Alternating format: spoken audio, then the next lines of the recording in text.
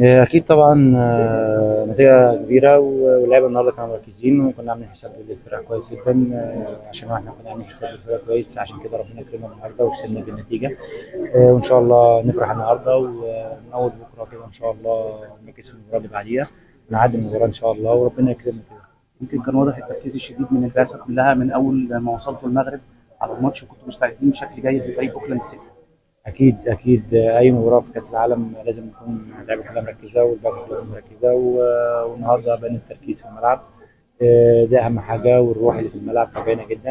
إن شاء الله ويعني من أول بكرة كده نركز، الماتش اللي بعدين نركز أكتر وإن شاء الله نعدي وإن شاء الله نوصل لمركز أحسن الرساله من اللي كده. بتوجهها لجمهور الاهلي. بشكرهم النهارده إن هم جم، كانوا شوية صغيرين جدا، يعني شوية صغيرين بس طبعا كانوا عاملين قلق كبير جدا في المدرجات وكان صوتهم كان واضح، وبشكرهم إن هم حضروا النهارده وبقول لهم إن شاء الله نعدي الماتش الجاي وإن شاء الله ناخد مركز أحسن من المركز اللي احنا خدناه إن شاء شكرا الله. يا كابتن. شكرا.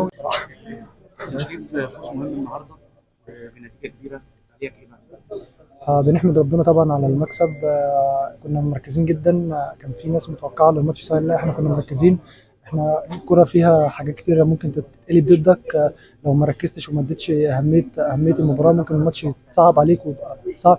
كنا مركزين والحمد لله ربنا كرمنا بالمكسب يعني الحمد لله. يمكن النهارده شايف هدف رائع والفوز بجائزه رجل المباراه احساسك ايه؟ مش مهم عندي الجون كان مهم جدا بالنسبة لنا الصعود، لأن الصعود هو اللي هيخلينا نكمل في البطولة يعني.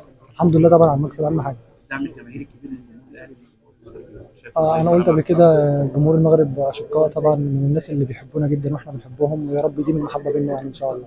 توقعات في البطوله وهدف في البطوله.